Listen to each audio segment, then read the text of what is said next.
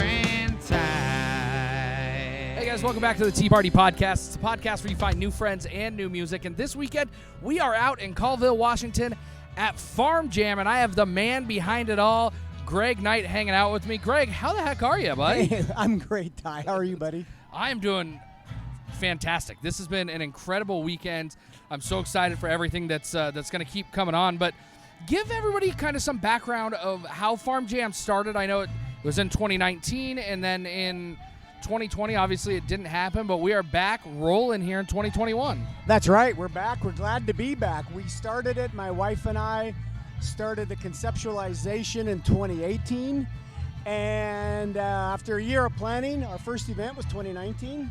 And it was an awesome event. We had fun, and we're able to do it again. And with the COVID up, put us a year behind. So this is our third year, but only second event. But we're happy to be here. Well, and it's such a unique event because you've got the tagline, a real farm, real music, real people. I mean, it really is. And everybody we've talked to, artists, guests, everybody that's here, the one thing that they keep saying is that you and your family are so hospitable. You're taking care of everybody. You're treating them like their family out here on your farm. That's right. It is our farm. My grandparents farmed this, and my dad grew up here, and my wife and I and our three kids live here and work on it now.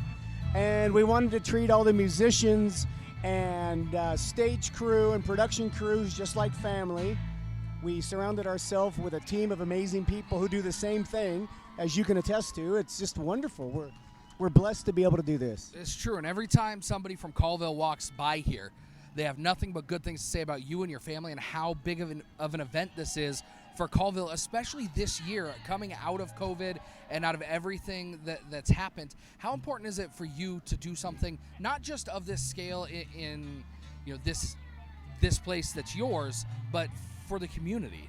That's a part of what drives us. My wife and I talked about it, and over the last year and a half, it would have been easy just to cancel the whole thing and blow it off. But, the whole town helps out in many ways, whether it's the generator rental, the caterers. There's 20, 30 businesses around, like a 10-mile radius that help out and assist us and give us help in any way we can. And it's also nice to have visitors from Spokane come north instead of us always going down there, and as you can see, once you get up here, you love it. It is. A lot of people talk about the gorge and the scenery there, and this scenery, you look out at behind the stage, off to the right side of the stage, it's just absolutely gorgeous. I mean, there's not many better places than the Northwest to have a festival like this, and really here it's beautiful, Greg. We're lucky in the Northwest. I've always thought the Gorge is like the best outdoor venue in the world. Maybe we can be number 2. When you're here, the bands have an amazing view northwest of the mountains. The crowd also has a view southeast of a different set of mountains, and it's just a wonderful setting. Well, Greg, you started this off. Your headliner year 1 was Chase Rice. This year, it's Tyler Farr. How excited are you to get him out on this stage? Oh, we cannot wait. He got here at 8 o'clock this morning, and our crew took him out. He went and got him a fishing license, and he's out fishing. And Tyler Farr is kind of that real music, the real country, real farm. It's part of our theme, and we cannot wait to watch him tonight. Well, I'm excited to see him, and Greg, thank you for letting us get involved, and thank you for doing everything that you do out here. Oh, Ty, we appreciate you. We've had great support from all kinds of media, including the Tea Party Podcast. Awesome. Thank you, Greg. Hey, you're welcome. Hey, friends, welcome back to FarmJam out here. Hanging out at our tent, starting with Dylan from the Fire Bottle Brothers. That is a hard name to say, my friend. Yes, it is. People struggle with it all the time. So I guess the first question is, where'd the name come from? Well, it came from a dream. Honestly, a year ago, or maybe a year and a half ago, my bar had to be shut down. I was running a bar in Kettle Falls, Washington, and that's where I met all my bandmates in the Fire Bottle Brothers, just jamming, making music. And when I closed it down, I decided to move to Texas for a little bit. But before I left, I had this dream with a burning milk bottle in the sky.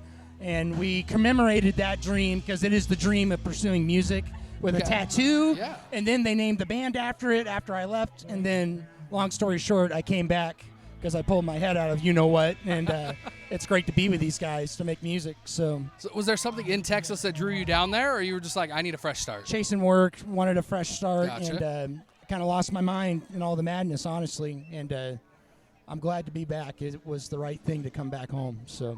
Well, definitely. You guys open up FarmJam, and it was a huge party out here. You guys had the crowd of the night so far.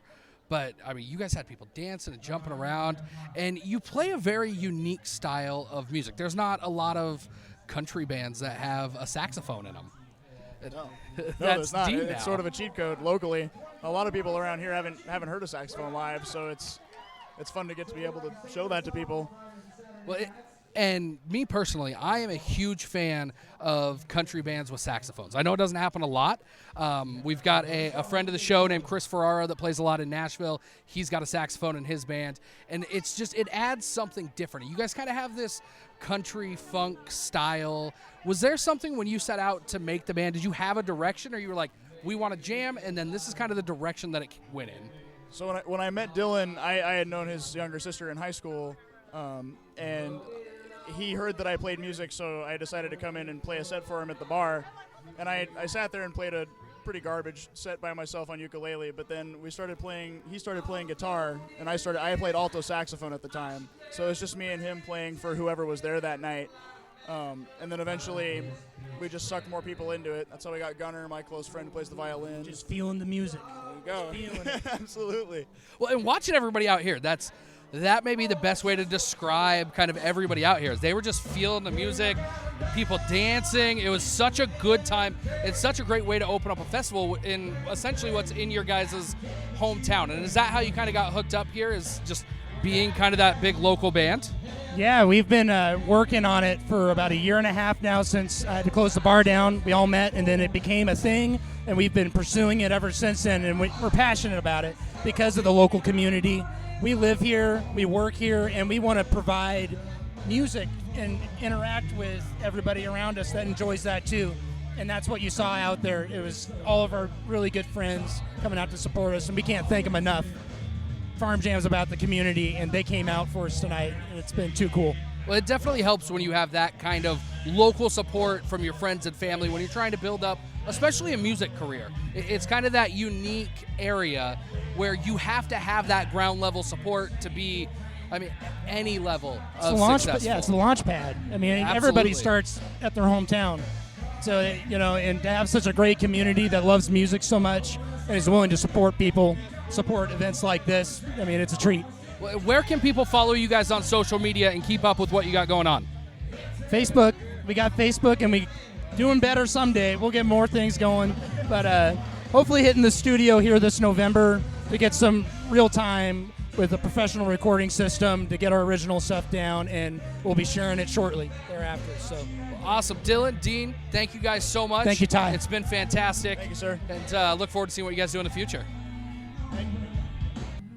Hey friends, back at FarmJam again. This time, joined by the man, the myth, the legend, Jessie Quandt. Jessie, buddy, what a set. Oh, man, that was a blast, I'll tell you right now. You could tell. You were up there. You were having a good time. And that's the most band members you've had on stage with you at one time, right? Yeah, I was real blessed. I got everyone together at the same time. The stars fell into place. I was real blessed to have it happen.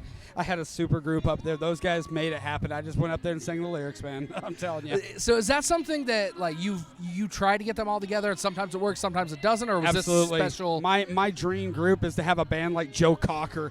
You have like 17 people up there. You have all these backup singers. Tonight was a dream come true to have those guys be able to make it and bring them all in for it, yeah. And it's so fun watching you up there because you could just tell that you're having as much fun as anybody here. Maybe God, more yeah. fun. Oh, more.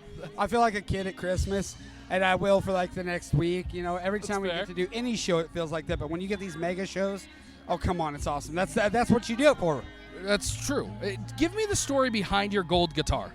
Because Okay. God damn, it's beautiful. The gold guitar, my dream guitar was always the gold top. As it Dickie should Betts be. is one of my guitar heroes from the Allman Brothers, and it fell into my hands oddly. I used to play a different Les Paul. About 6 months ago, I did a show. Someone came up, said, I want to buy your Les Paul. It was a standard. I said, okay. They said, name your price, what you have to replace it with your dream guitar. I did. I was for a Center for Autism Awareness. They said, we want you to sign it. And then I was able to get my gold top. So, yeah. That is a legit gold top then. Yeah, it's a full legit Les Paul Classic gold top with P90s in it. It sounds fantastic. It looks fantastic. But we're out here at FarmJam. One of the big sponsors for FarmJam is Greater Veterans of Spokane. You're a veteran yourself. Give us kind of why this is important for you to be a part of an event like this, raising money for a foundation like that. I spent 10 years in the Army. I love the military. I love my country. I was too beat up to go any further. And to be able to come out here, raise money for a veterans organization when all my brothers, a lot of guys didn't come home. I'm so blessed to be walking and to be healthy enough to come up here and play on stage. So God blessed me with that, and I just want to be able to give back as much as I can. If I'm here, I'll be giving back all the way. Jesse, it is 7:30 on Friday, and the party is just getting started. You're going to be here all weekend long. I'm sure we're going to talk to you more than just right now. Absolutely. But, buddy, it's been a blast. We're going to keep on going. Thank you so much, brother. I appreciate you guys. Tea Party Podcast, y'all check them out. They are awesome. Tyler, thank you so much. Hey, friends, we are back at FarmJam. This time, we're hanging out with Jessie Leigh. And, Jessie, what a show you put on last night. Thank you so much. It was so much fun. Well, and you did something that was absolutely phenomenal that I want to talk to you about right off the bat. You handed out this giant American flag that came out and over the crowd.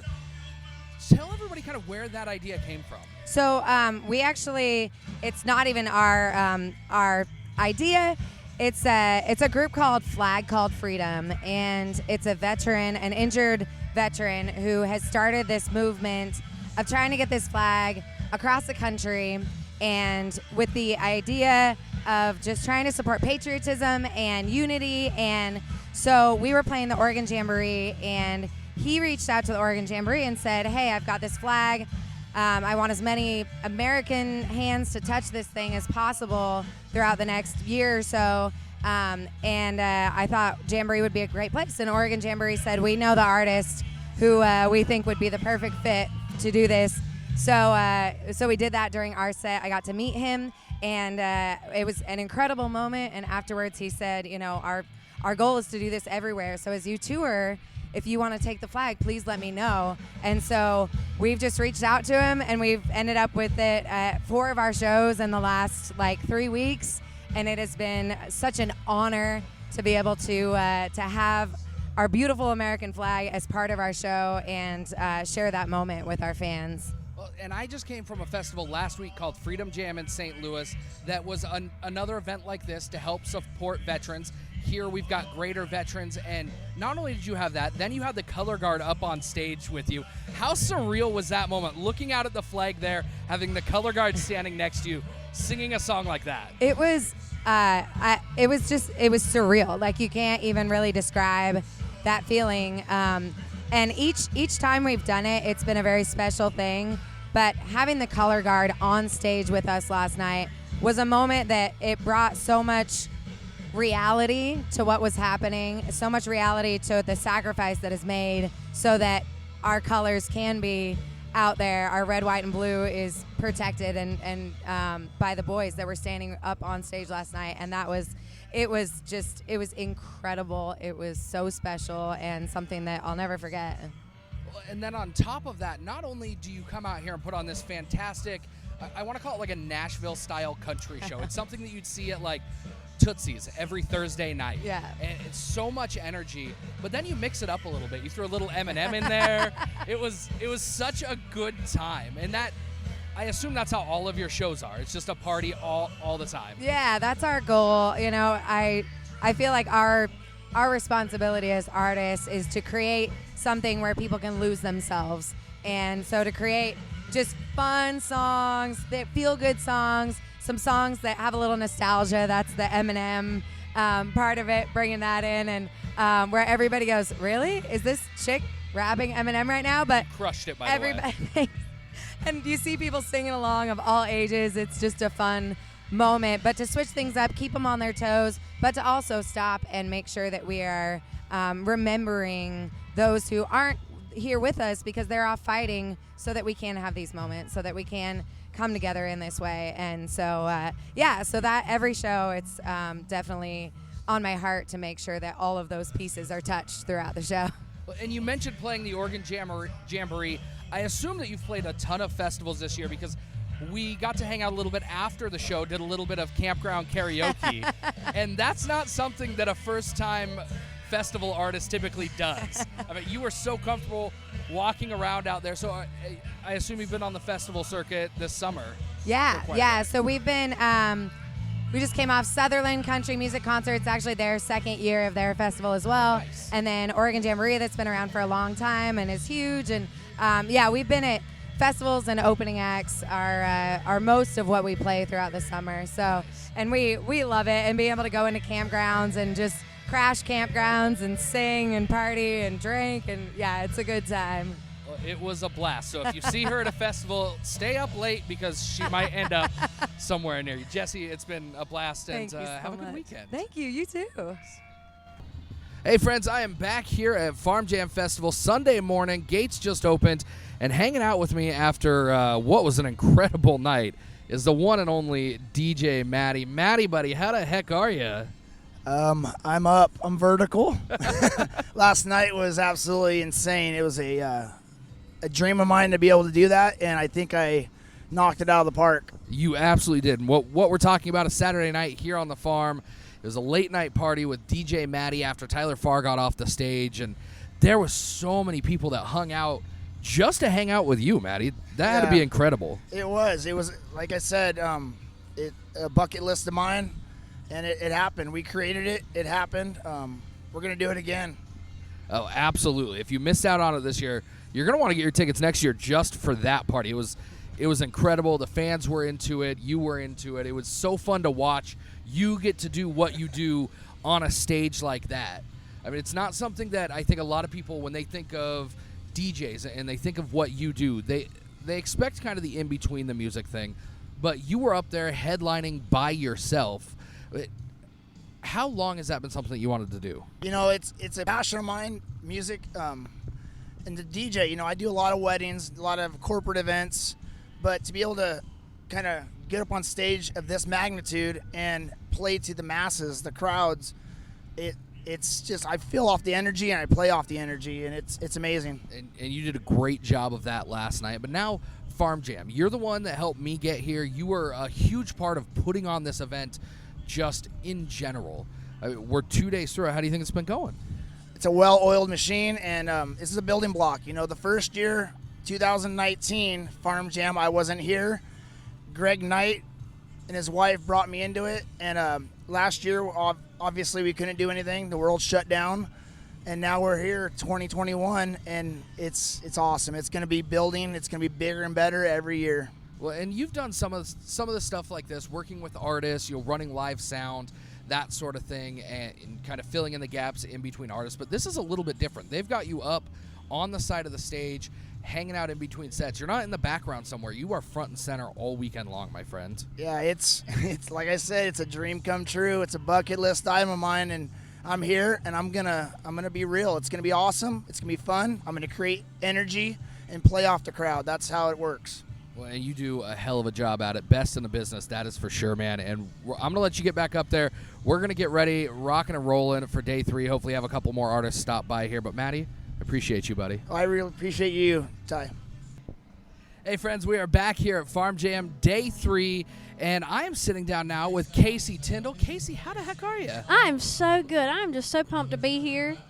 You did fantastic. You were up there earlier today. But before this, you're actually out on tour with Drake White, right? That's right. I just started this weekend. We're out on the Optimistic Tour right now. How long are you guys out on the road for? So I am with them the whole month of September, and then my friends Ben Chapman and Josh Kaiser are October and November. Oh, that makes it super simple. Yeah. Like, okay, tag out. Now it's your turn. That's right. And you're in a pretty awesome group in Nashville that's got to be so fun to be a part of. Ashley McBride, Lainey Wilson. How'd you fall into that group? You know, it's funny how God works in that way. You know, we all moved to Nashville. We don't have family, and we just meet friends, and your community just kind of comes together. And I was blessed to jump into a group of girls. Like you said, Lainey Wilson, Ashley McBride, Farron Rachel's, Gentleman Master, Megan Patrick. I could literally go on and on, but just so thankful for my girls, and they're my family. And we just so happen to all be rising together at the same time. It's just so nice. Well, somebody said something to me, it's probably been a year ago now, that Nashville has these classes, kind of like high school, where everybody kind of comes up at the same time, and you're part of this group. And right now in Nashville, there is this really female-heavy class, I would say. How cool is it to be a part of something like that as a female artist yourself? You know, it's funny. I don't even think of it as like just being a female. These are just these are my family, and we just happen to all be real good, and I happen to all be doing well. So that definitely makes it easy. Yeah, I'm so thankful. Like I said, you know, you're so far from home, and not only are they just incredible musicians, but they truly are the only family that we have in Nashville. So it's awesome. Well, so you moved down to Nashville. Where are you from originally? Originally, I'm from North Carolina. Okay, I could tell that by the accent. That's the one thing. I went to Nashville for the first time last month. Okay. Or July. Awesome. And you kind of expect to go down there and everybody has these accents, but it's almost like LA or New York, where hardly anybody that lives there now is from Nashville. So you get this kind of crazy mix of accents. But when you first moved down to Nashville, is there anything that you wish that you would have known then that you know now to kind of help you get situated? You know, I wish I could say yes, but honestly, I think life happens the way it's supposed to happen. That is a good answer. And it kind of, where I am now is because of where I started. And if I would have changed it, I wouldn't be right here sitting with you. So that is very, very true. Well, we get to hang out with Drake White later tonight. You're out on his Optimistic tour, which just sounds like a party all the time. You just had somebody come up and ask you, is Drake White really as cool as he seems? He's cooler. He's cooler your than answer he is seems. he's cooler, and that's got to be a really fun group to hang out with, because not only are you touring with them, but you're opening up acoustically, so you get to hang out on the bus with them. Yeah. And what's that experience like for you as an artist to be able to hang out with somebody that's more established like that and kind of teach you the ropes? It's awesome. You know, I didn't really know these guys. I'd met Drake a few times before this tour, and his guitar player, Devin. But honestly, I was a little nervous. I'm used to being on the road with all dudes, like my band is all dudes, but being on a bus with you know, an artist that's more established, and I was a little bit nervous, and they made me feel like a little sister, and they've given me so much advice, and Drake is just such an inspirational person. I mean, you know his story, and I told them, I said, I've never had so much Jesus time on the road in my life. I just love it. It's just it's full of such light on the bus, and I'm just happy and thankful to be a part of this tour. Awesome. Well, I will let you get back out there. I know Dylan Carmichael's on stage right now, and we want to catch the end of his set. Yes. Awesome. Thank you. We'll have Thank to do a longer one you. later. All right. Hey friends, it's Ty again, and I just want to say a huge thank you to everybody who attended FarmJam this year. Without you, the event would have just been 12 of us standing in a field watching our favorite artists, which honestly sounds pretty cool, but you guys made it a festival. I also want to thank producer Trav for holding my water bottle and keeping me sane throughout the weekend in Colville. A special thanks goes out to Greg and Zara and the rest of the Black family for their hospitality and kindness, for letting this Spokane kid live out his dream. I've got to say thank you to Levi and Seth, who kept me sounding good on stage all weekend. Thank you to my wife and great friends for helping pass out koozies. Thank you to DJ Matty, who brought me along for this ride. Without you, friend, none of this would have been possible. It was so great to meet all of the friends out there at FarmJam in person, and to give you guys koozies, something to take home, and I can't wait to do it again next year. We've got another on location coming again soon. We were out at Freedom Jam in St. Louis, where producer Trav and I got to make some fantastic new friends that you'll hear on the podcast soon. And we've got some big changes coming in year 3 of the Tea Party podcast. I just relocated from Spokane to Las Vegas, and now I've got more time to dedicate to helping this podcast grow into something even more special, but I can't do it without the help and support of each one of you friends who've listened, shared, or commented on our content. Along with the podcast, I'll be starting a blog on teapartypodcast.com called The Songs That Made Me, where I'll talk about how specific songs have played a role in my life and have kind of become the soundtrack to my story. I'm excited for what the future holds, and I can't wait to have more friends along with the ride. Thank you so much for listening to the Tea Party Podcast, because it's the podcast where I get to make new friends and you get to find new music. Thank you. Go tee off on the like button at facebook.com/Tea Party Podcast. This has been a Tea Party Communications production. Theme music created by Jessie Quandt. Announcer voiceovers by Gwinn. And as always, hosted by Pisani.